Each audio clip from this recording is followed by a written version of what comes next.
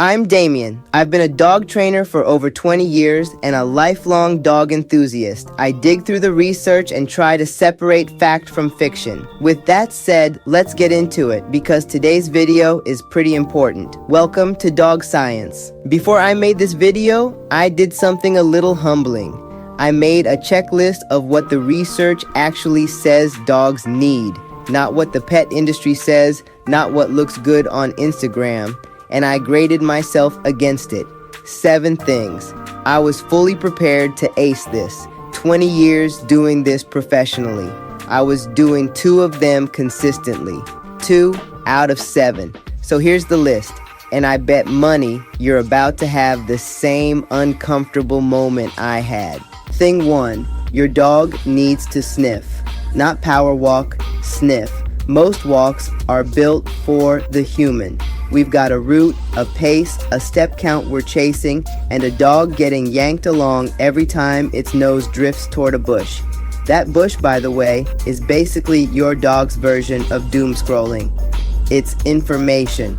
Who walked here, what they ate, whether they were stressed, whether they're a threat. You're cutting your dog off from the news.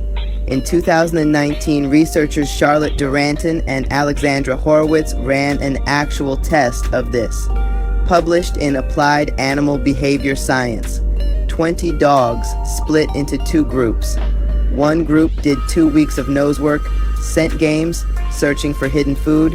The other did 2 weeks of structured heel walking, no sniffing allowed. Then both groups took a test psychologists use to measure optimism in animals. They trained the dogs that a bowl in one spot always had food and a bowl in another spot never did, then placed a bowl somewhere ambiguous in between.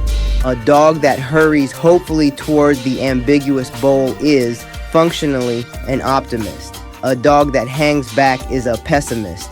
The nose work dogs got measurably more optimistic. The heel walking dogs didn't budge. Letting your dog sniff isn't a delay in the walk. Sniffing is the walk. The cardio is nice for you. For your dog, it's the least interesting part of the trip. Thing 2, and this one reframes everything else on this list, choice. Think about your dog's actual day.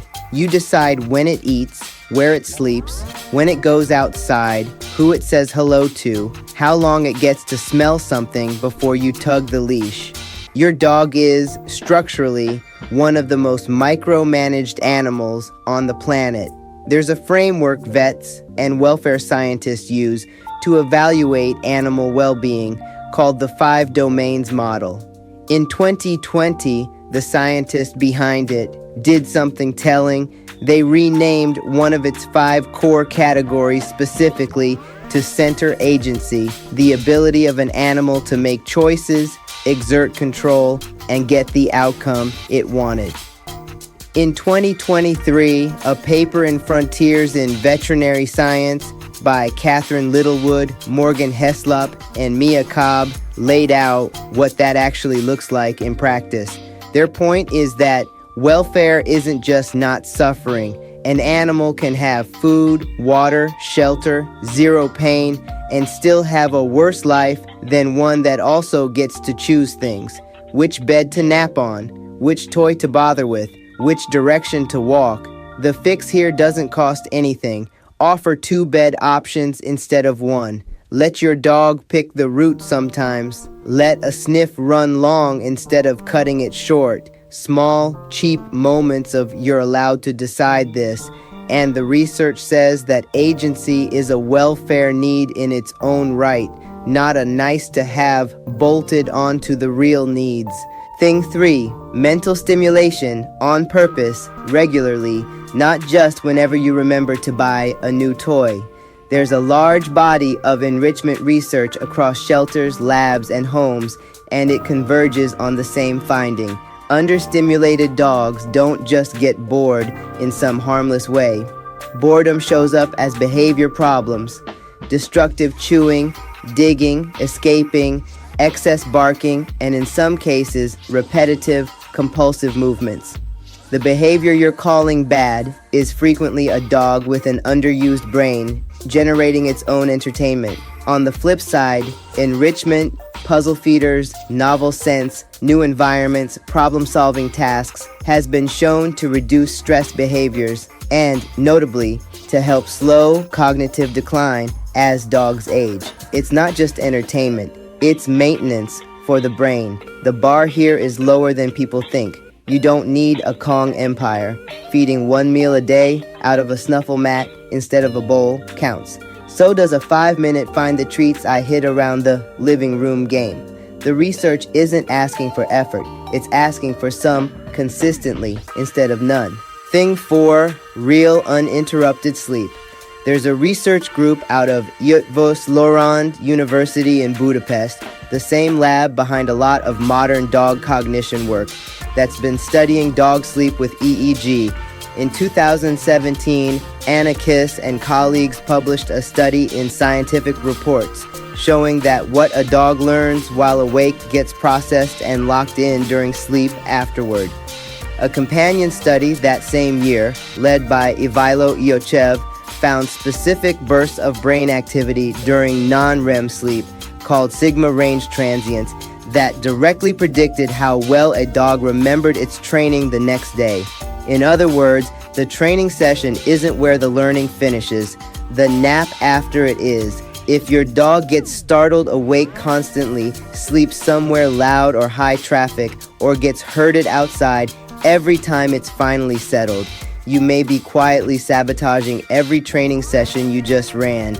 Dogs need a genuinely quiet, undisturbed place to sleep, and a real chunk of the day to do it in. Thing 5, consistent rules delivered without intimidation. I already covered the core study on this one back in episode 2's teaser research, so I'll keep this tight.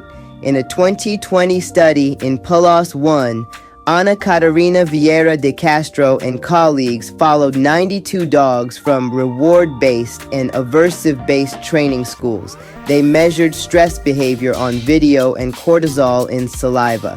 Dogs trained with corrections, leash jerks, yelling, physical corrections showed more stress behavior, higher cortisol, and, strikingly, a more pessimistic outlook on that same ambiguous bowl optimism test from earlier in this video. Here's the part people miss here. This is not an argument for no rules. Dogs that get zero structure tend to be more anxious, not less. An unpredictable world is a stressful world. The actual need is consistency. The same rules every time, reinforced with reward rather than fear. Predictability calms a dog down. Punishment does not. It just adds a threat on top of the confusion. Thing 6, dental care. I know, not glamorous. Stay with me, because the numbers are worse than you think.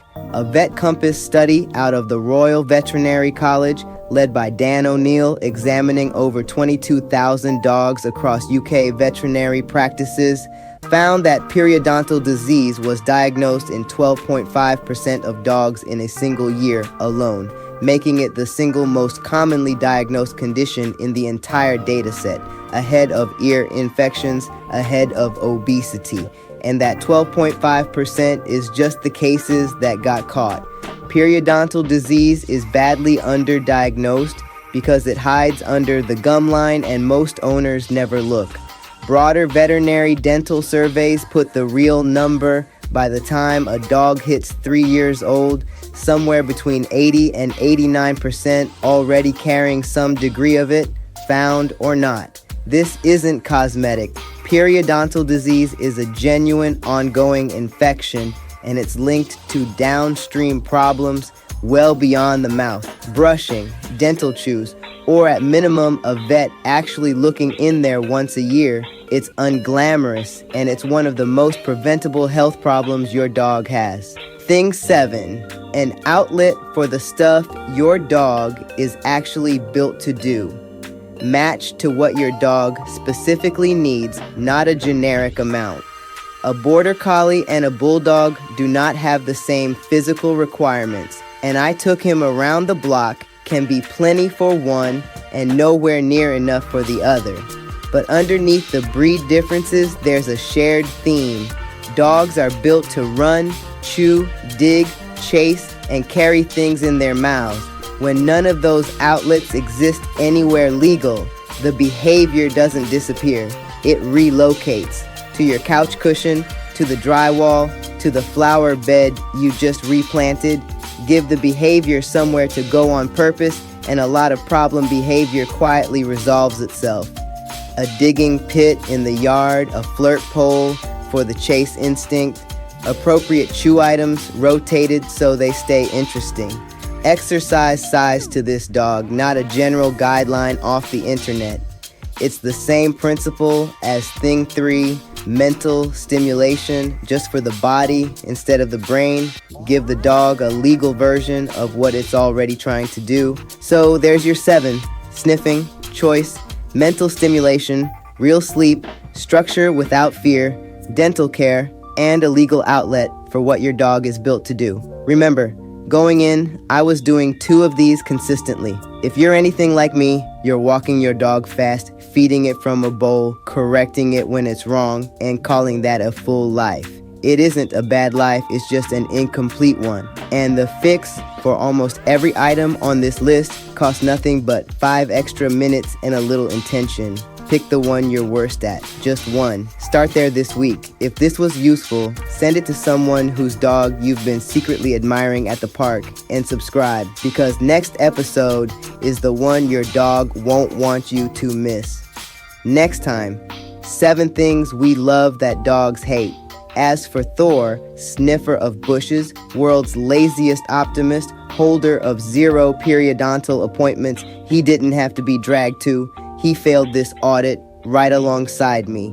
We're working on it, together, slowly. See you next time on Dog Science.